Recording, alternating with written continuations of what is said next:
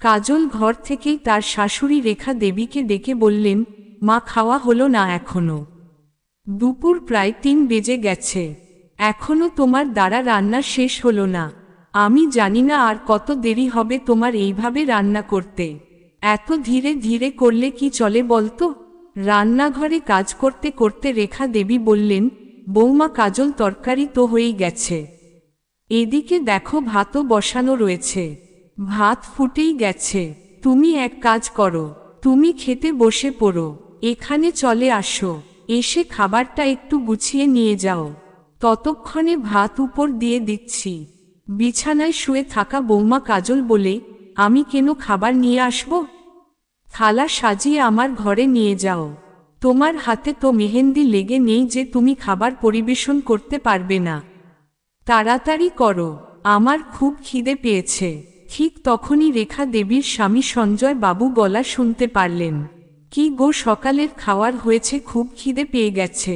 Doctor যে ওষুধ দিয়েছিল সেটা খাওয়ার পরেই খেতে হবে। আগে খাওয়ার দাও, তারপরেই তো ওষুধ খাবো।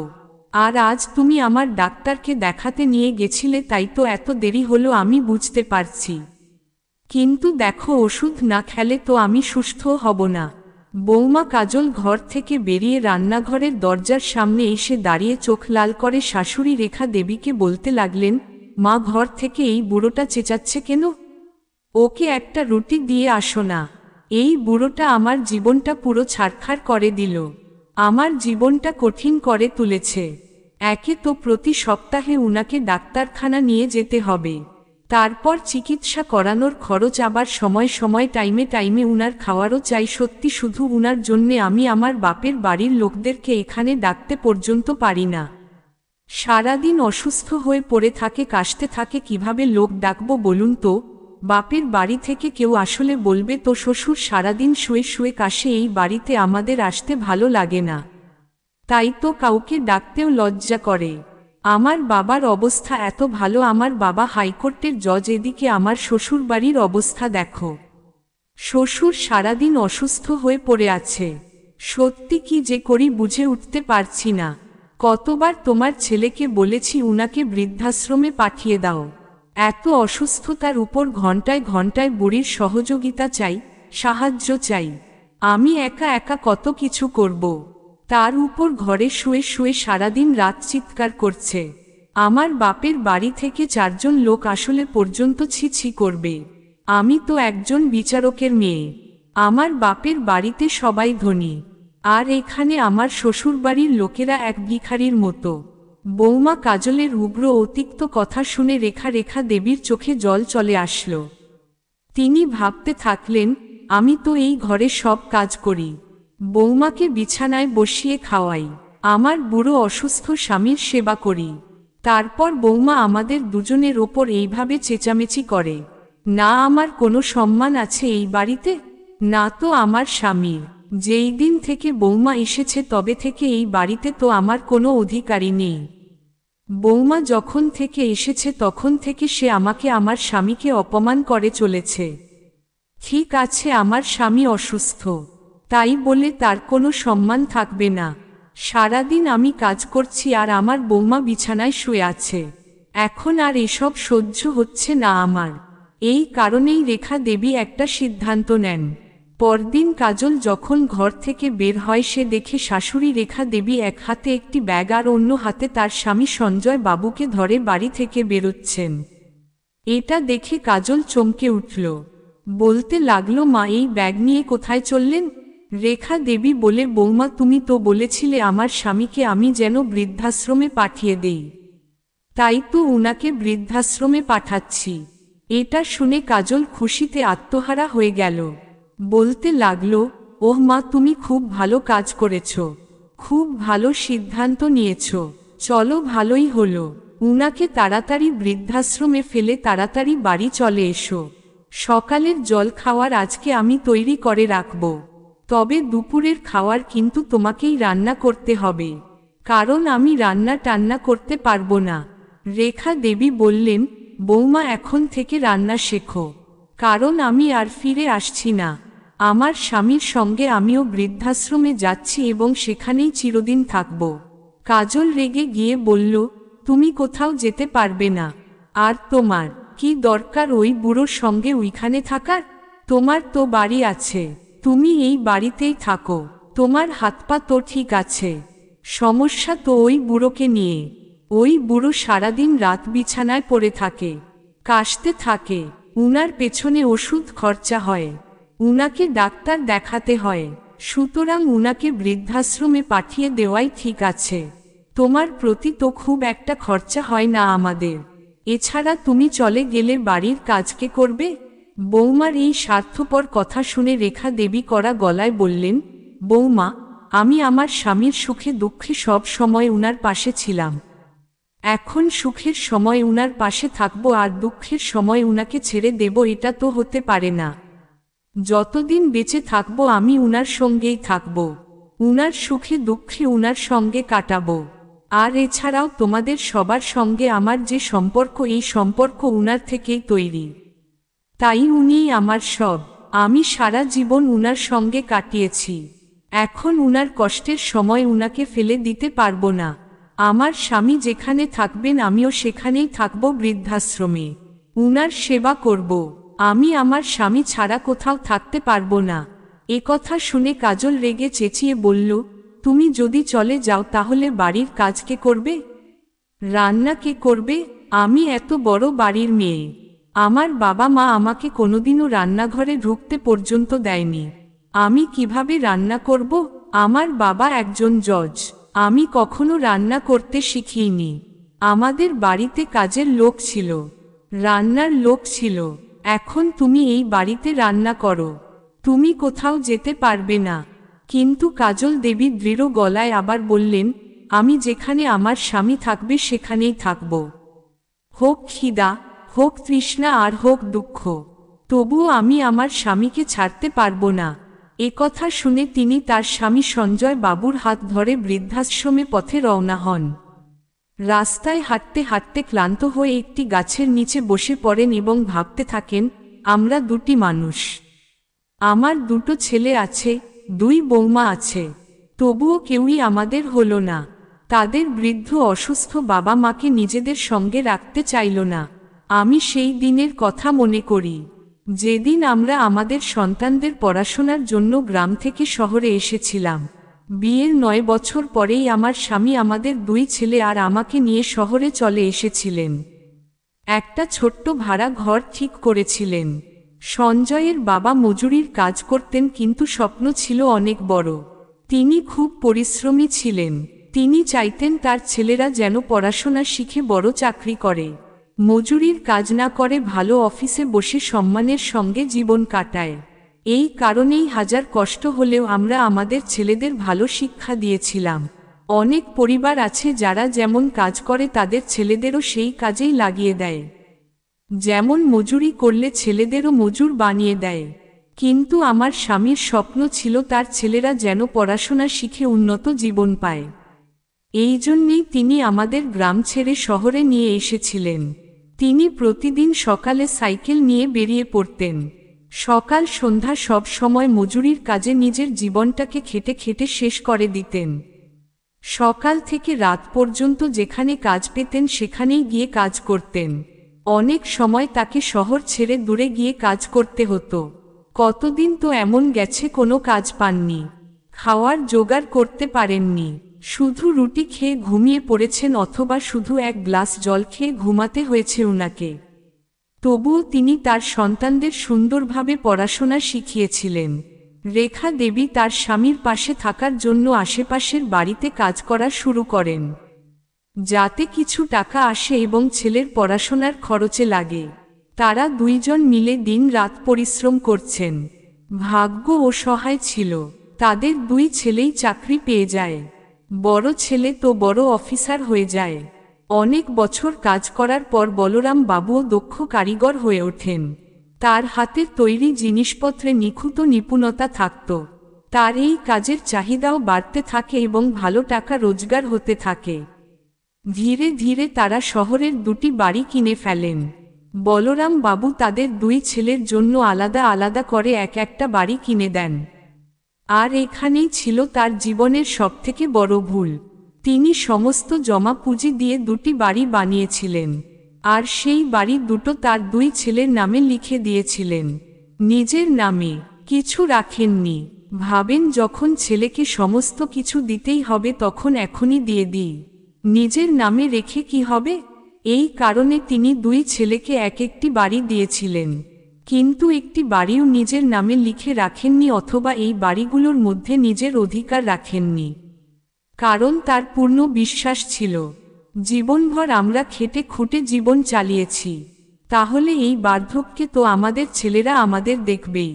আমরা কত কষ্ট করে তাদের পড়াশোনা শিখিয়েছি, তাহলে এখন তো আমাদের বয়সে চিন্তার কিছু থাকারই কথা নয়। যখন বড় ছেলের বিয়ে হয়েছিল তখন আমরা বড় ছেলের সঙ্গেই থাকতাম, কিন্তু ছোট ছেলের বিয়ের পর আমরা ছোট ছেলের বাড়িতে চলে আসি। আমাদের মনে হয়েছিল বড় ছেলের এখন সংসার হয়েছে, স্ত্রী এসেছে, সে এখন নিজের সংসার নিয়ে ব্যস্ত থাকতে পারে, কিন্তু ছোট ছেলে এখনও একা, তাই আমাদের উচিত ওকেও গড়ে তোলা, যত্ন নেওয়া। সেই চিন্তা নিয়েই আমরা স্বামী স্ত্রী ছোট ছেলের বাড়িতে চলে আসলাম, এখানেই থাকতে শুরু করলাম। ভেবেছিলাম যতদিন না ওর বিয়ে হচ্ছে ততদিন আমরা ওকে খাইয়ে দাইয়ে ভালোমতো মানুষ করতে পারব। কিন্তু কিছুদিনের মধ্যেই ছোট ছেলে বলল সে বিয়ে করতে চায়। সে যাকে বিয়ে করবে সে এক বড় জজ সাহেবের মেয়ে, তার বাড়িতে অনেক চাকর চাকরানি ছিল। সেই বলল বাড়ির মেয়ে আমাদের বাড়ির বউ হয়ে আসল। তার নাম ছিল কাজল, খুব অহংকারী মেয়ে ছিল সে। তার বাপের টাকার অহংকার তাকে দারুণভাবে দাম্ভিক করে তুলেছিল। বিয়ের পর যখন সে শ্বশুর বাড়িতে আসে সে কোন কাজ করত না। রেখা দেবী বাড়ির সব কাজ করতেন। মাঝে মধ্যে বৌমা কাজলের কাছে কোন সাহায্য চাইলে সে পরিষ্কার বলে দিত আমি কোন কাজ করতে পারবো না, রান্না পরিষ্কার পরিচ্ছন্ন এসব আমার কাজ নয়। রেখা দেবী কিছুই বলতেন না, তিনি একাই সমস্ত কাজ একা হাতে করতেন। রান্নাবাড়ি পরিষ্কার পরিচ্ছন্ন সব কাজ রেখা দেবী একাই করতেন। ছেলে চাকরি থাকা সত্ত্বেও সঞ্জয় বাবু তার পুরনো মজদুরির কাজ করছিলেন। কাজ পেলে তিনি আজও আগের মতো সাইকেল করে ডাব্বা নিয়ে কাজ করতে যেতেন।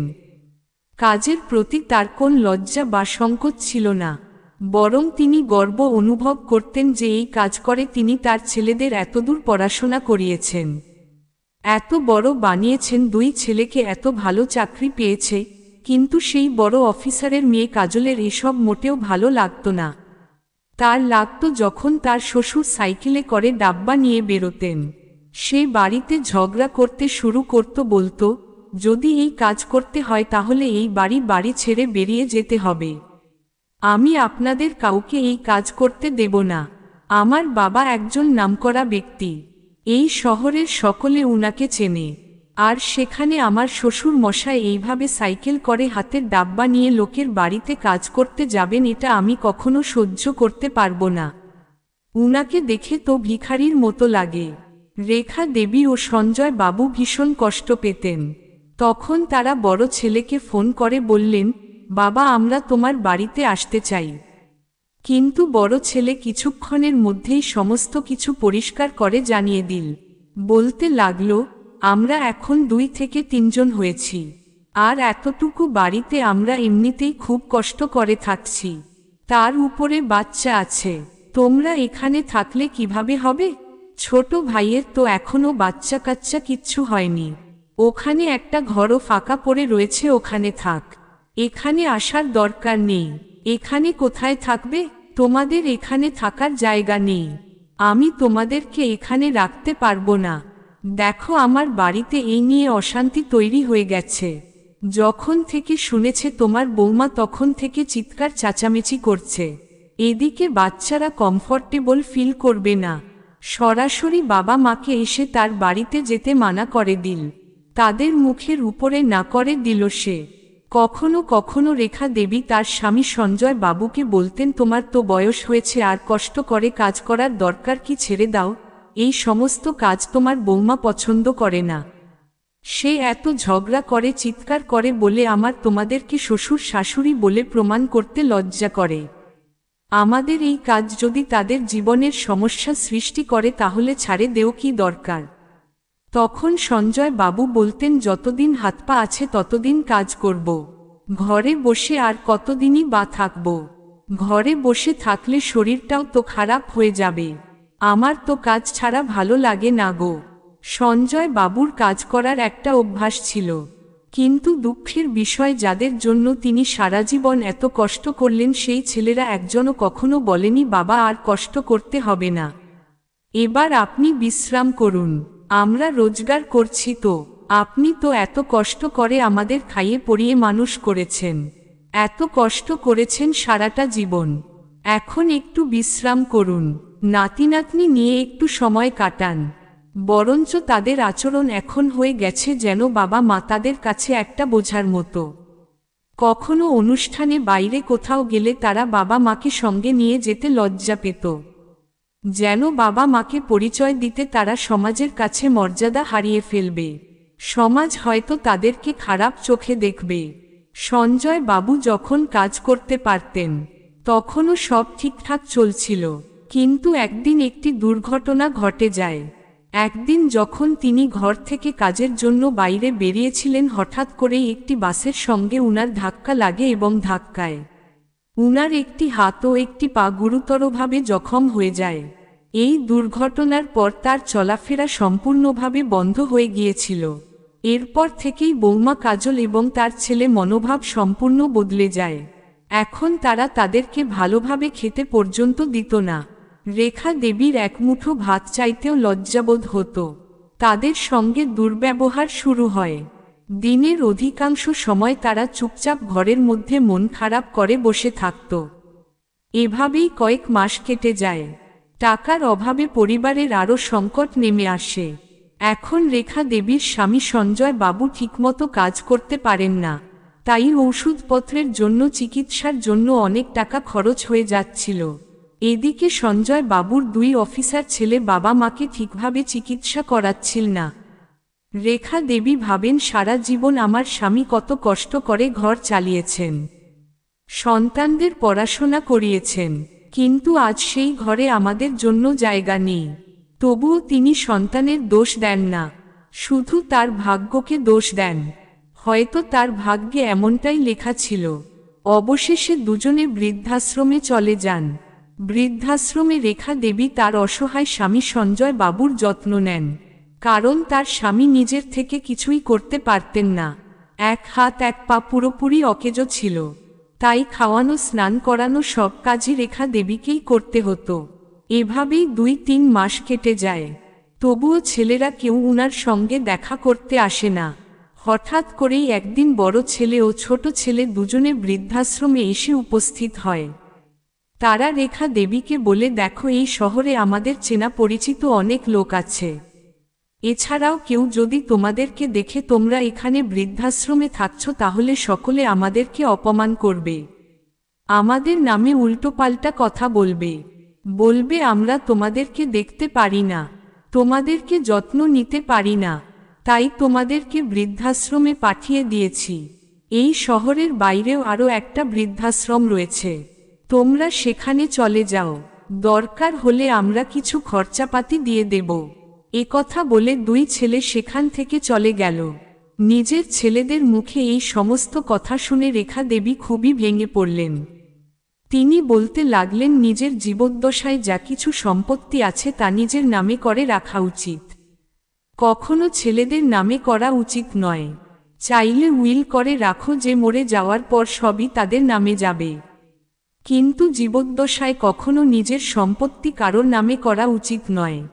সন্তানদের দেওয়া উচিত নয়, যেন সন্তানরা সম্পত্তির লোভে হলেও বাবা মাকে দেখাশোনা করে, তাদের সেবা করে। তোমাদের কাছে কিছু না থাকলেও তোমাদের সম্পত্তির লোভে হলেও তারা তোমাদের সেবা করবে, তোমাদের যত্ন করবে। আজকালকার সম্পর্ক সবই স্বার্থপর, তাই সন্তানদের স্বার্থ দিয়ে সেবা করানোটা ভুল কিছু নয়, এটাই উচিত, এটাই ন্যায্য। দেখো, সারা জীবন সন্তানকে কষ্ট করে বড় করেছ, তারাই তোমার প্রতি এই অবিচার করছে। পরের মেয়ের কথা তো ভুলেই যাও। বিচারপতির মেয়ে হয়েও কেমন শিক্ষা পেয়েছে, সে কেমন সংস্কার নিয়ে বড় হয়েছে, মানুষ কেন ভুলে যায় যে একদিন তাকেও সময়ের টানে এই একই জায়গায় পৌঁছাতে হবে। তারও সন্তান আছে, তাকেও ওই একই স্থানে পৌঁছাতে হবে। একদিন তাকেও বৃদ্ধ হতে হবে। তাদের জীবনেও এই একই মোড় আসবে।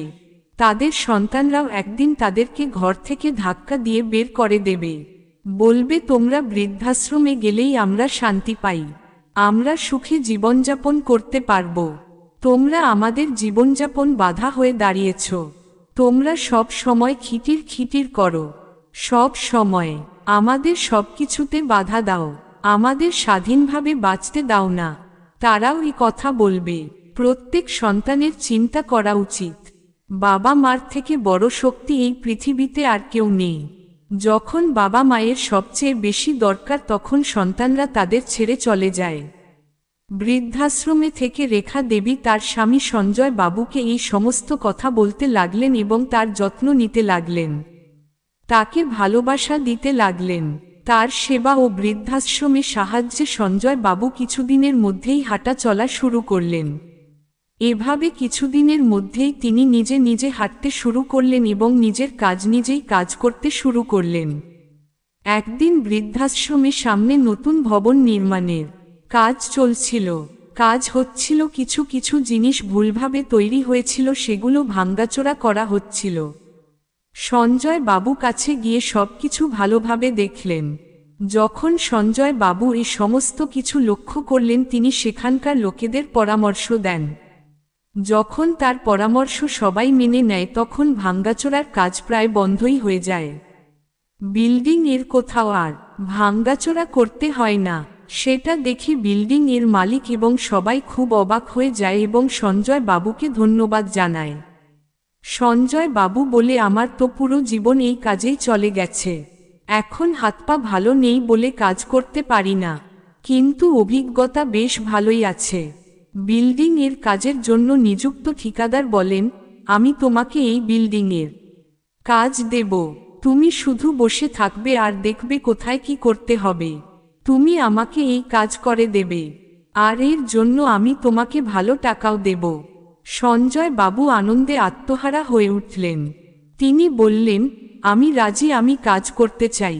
একদিকে তার পছন্দের কাজ মিলেছে, অন্যদিকে টাকার জোগানো হয়ে যাচ্ছে, এরপর তার আর কোনো কিছুর অভাব থাকবে না। এরকমভাবেই পুরোটা বছর কেটে যায় বৃদ্ধাশ্রমে। একদিন সঞ্জয় বাবু তার স্ত্রী রেখা দেবীর কাছে গিয়ে বলেন, আমার মনে হয় আমার ছেলে আমাদের সাথে ভালো ব্যবহার করেনি, আমাদের জীবনে এত পরিশ্রমের ফল কি? এই বৃদ্ধাশ্রম, আমরা যে ঘর বানিয়েছিলাম সেটা আমাদের নেই, সন্তান তো আমাদের হলি না, আর আমরা তো তাদের ফিরিয়েও পাব না। সঞ্জয় বাবু বললেন, আমরা তো আমাদের সন্তানদের ফিরিয়ে পেতে পারব না, কিন্তু আমি কিছু ভেবেছি। রেখা দেবী বিস্মিত হয়ে সঞ্জয় বাবুর মুখের দিকে তাকিয়ে জিজ্ঞেস করলেন, কি ভেবেছ? আমাকেও বলো। সঞ্জয় বাবু বললেন, আমি আমার পুরো জীবন সন্তানদের জন্য দিয়েছি, এখন বৃদ্ধ বয়সে নিজের জন্য কিছু করতে চাই, তোমার জন্য কিছু করতে চাই। তুমি শুধু দেখো, বৃদ্ধাশ্রমে আসার কয়েক মাস আগে আমি সন্তানদের একটি নোটিশ পাঠিয়েছিলাম, তুমি দেখবে তারপর কি হয়, কারণ আমার শেষ মুহূর্তের এই সিদ্ধান্তেই আমার বৃদ্ধাবস্থা বদলে যাবে। রেখা দেবী সঞ্জয় বাবুর কথা বুঝতে পারছিলেন না। 1 মাস পরে বৃদ্ধাশ্রমে রেখা দেবী ও সঞ্জয় বাবুর কাছে এক কর্মকর্তা এসে বলেন, আপনারা জানেন আপনার ছেলেরা আপনাদের দেখতে এসেছে। রেখা দেবী অবাক হয়ে যান। স্বামীর দিকে তাকিয়ে বলেন, আমরা তো এখানে 1 বছর ধরে রয়েছি, তারা তো কখনো দেখতে আসল না। হ্যাঁ, মাঝখানে একবার এসেছিল বলতে যে তোমাদের জন্য আমাদের সম্মানহানি হচ্ছে, তোমরা এখান থেকে অন্য কোথাও চলে যাও, কিন্তু তারপর তো তাদের আর এখানে দেখা যায়নি। হঠাৎ করে এমন কি হলো? হঠাৎ করে তাদের আমাদের কথা মনে পড়ে গেল। মায়ের মন তো গলেই গেছে, হয়তো তারা আমাদের দেখতে এসেছে। যান। সঞ্জয় বাবু হেসে বললেন, না গো, তোমার ছেলেরা আমাদেরকে দেখতে আসেনি, তারা নিজেদের স্বার্থে এখানে এসেছে, চলো, তুমি না গেলে তো বুঝতে পারবে না। তখন তিনি নিজের কুর্তা পাজামা পরলেন আর বললেন, ছেলেরা হঠাৎ করে তার মা বাবার সঙ্গে দেখা করতে আসবে। তাদের মনে তাদের জন্য ভালোবাসা জন্মাবে। এতদিনে যেটা হলো না হঠাৎ করে সেটা হয়ে যাবে। তুমি এটা কি করে বিশ্বাস করলে? আমি কিছুদিন আগে বাড়ি খালি করলার নোটিশ দিয়েছিলাম, আর সেই জন্যেই এরা দৌড়তে দৌড়তে এখানে এসেছে আমাদের সঙ্গে দেখা করতে। সঞ্জয় বাবু আর রেখা দেবী যখন তাদের সামনে গিয়ে দাঁড়ালো তারা বলতে লাগলো, কয়েক মাস আগে তোমরা আমাদেরকে বাড়ি খালি করার নোটিশ দিয়েছিলে, কিন্তু তুমি সেটা করতে পারবে না। আমরা বাড়ি খালিও করব না, কারণ এই বাড়ি তুমি আমাদের নামে লিখে দিয়েছ। তাই এই বাড়ি আমাদের, এই বাড়িতে আমাদের অধিকার রয়েছে। তুমি কিভাবে আমাদেরকে বাড়ি খালি করতে বলছো? আর এছাড়াও তোমাদের কিসের অভাব আছে? ভালো খেতে পারছো, ভালোভাবে ঘুমাতে পারছো, আর আমি শুনেছি তুমি একটা কোথাও কাজও করছো, সেখান থেকে মোটা টাকা মাইনেও পাচ্ছ। তাহলে আবার আমাদের বাড়ির উপরে নজর দিলে কেন? আমাদের বাড়ি খালি করার তোমার কিসের প্রয়োজন হয়ে পড়ল? ভালোই তো দিব্যি এখানে থেকে জীবন কাটাচ্ছ, শুধু শুধু আমাদের জীবনে হস্তক্ষেপ করার তোমার কি প্রয়োজন হয়ে পড়ল? ছেলেদের মুখে এই সমস্ত কথা শুনে রেখা দেবী কান্নায় ভেঙে পড়লেন। কিন্তু সঞ্জয় বাবুর রাগ চরম আকার ধারণ করল। তিনি উচ্চস্বরে চিৎকার করে বললেন, আজ তোমরা যে বাড়িটাকে তোমাদের নিজের বাড়ি বলছো, আমি তোমাদেরকে এটা মনে করিয়ে দিতে চাই, এই বাড়িটা তোমাদের নামে আমি কখনো করিনি। শুরু থেকেই এই বাড়িটা আমার নামেই ছিল। হ্যাঁ, আগে আমি তোমাদের এটা নামে করার চেষ্টা করেছিলাম, ভেবেছিলাম, কিন্তু পরে আমার মন পরিবর্তন হয়েছিল এবং আমি এই বাড়িটা আমার নামে করিয়ে নিয়েছিলাম। যদি তোমরা আমার জন্য ভালো চিন্তা করতে পারতে তবে এই বাড়িটা একসময় তোমাদের হতো, কিন্তু তোমরা যখন আমাদের বৃদ্ধ বৃদ্ধার জন্য ভালো কিছু চিন্তা করতে পারোনি, তাহলে আমিও তোমাদের জন্য ভালো চিন্তা করব না। আমি তোমাদের জীবনের মঙ্গল করার দায়িত্ব তো কখনোই নিইনি। হ্যাঁ, ছোটবেলায় যখন তোমরা হাঁটতে চলতে পারতে না, যখন তোমরা কর্ম অক্ষম ছিলে, তখন আমি তোমাদের জন্য করেছি, তোমাদের মুখে ভাত তুলে দিয়েছি, তোমাদের পড়াশোনার দায়িত্ব নিয়েছি। কিন্তু তোমাদেরকে সক্ষম বানানোর পরে এখন আর আমার তোমাদের প্রতি কোন দায়িত্ব নেই। তবে তোমাদের আমার প্রতি অবশ্যই দায়িত্ব ছিল, তোমার মায়ের প্রতি অবশ্যই দায়িত্ব ছিল। যখন তোমরা সেই দায়িত্ব পালন করনি, তাহলে আমি কেন নিজের উপরে এত বোঝা নিতে যাব? একটু নিজের মায়ের মুখের দিকে তাকাও।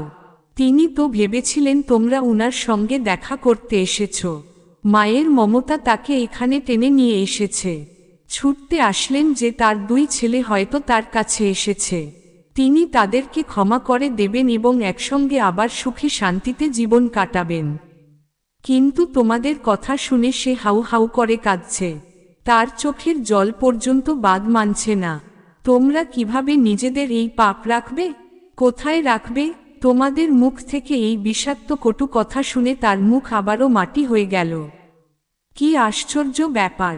তোমরা কি অযোগ্য সন্তান হয়েছ? তুমি যা আমাদের সঙ্গে করেছ তা আমি সহ্য করতে পারি না। বাড়ি খালি করার নোটিশ আমি তোমাদের 1.5 মাস আগে পাঠিয়েছিলাম, মাস পেরিয়ে গেল, তোমরা এখনো বাড়ি খালি করনি কেন? আজ রেখা দেবীও আর চুপ থাকলেন না এবং তিনি কাজলকে পরিষ্কার জানিয়ে দিলেন, কাজল, তোমাদের কাছে টাকা কম নেই, তোমার বাবা তো একজন জজ, তোমরা দুজনেই ভালো ভালো উপার্জন করো, আমার বাড়িতে থেকে তুমি কি করবে? তোমার বাবার বাড়িতে ফিরে যাও।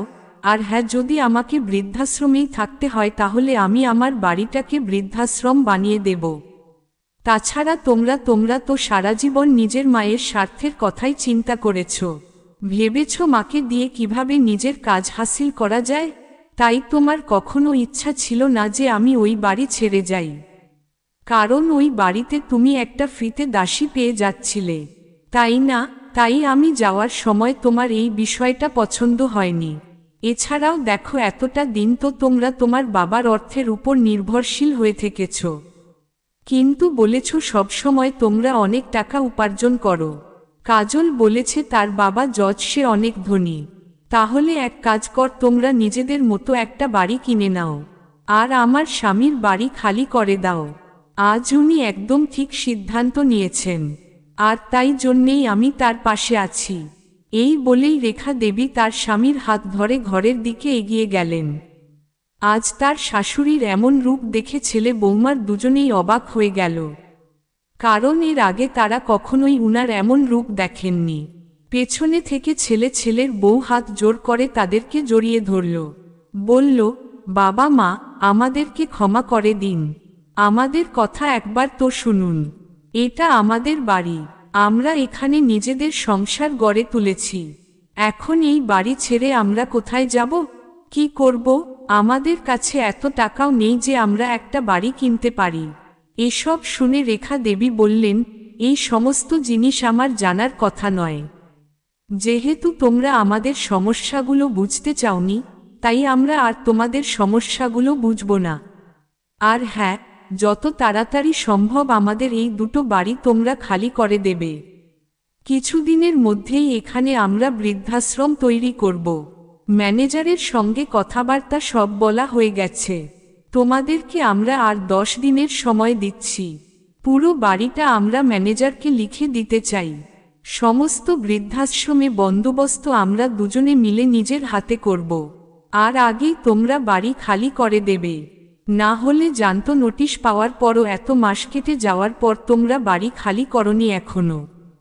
পুলিশ এসে তোমাদের জিনিসপত্র এক এক করে বাড়ির বাইরে ছুঁড়ে ফেলবে, আর তারপর তোমাদের সঙ্গে কি হবে সেটা তোমরা নিজেরাও বুঝতে পারছো।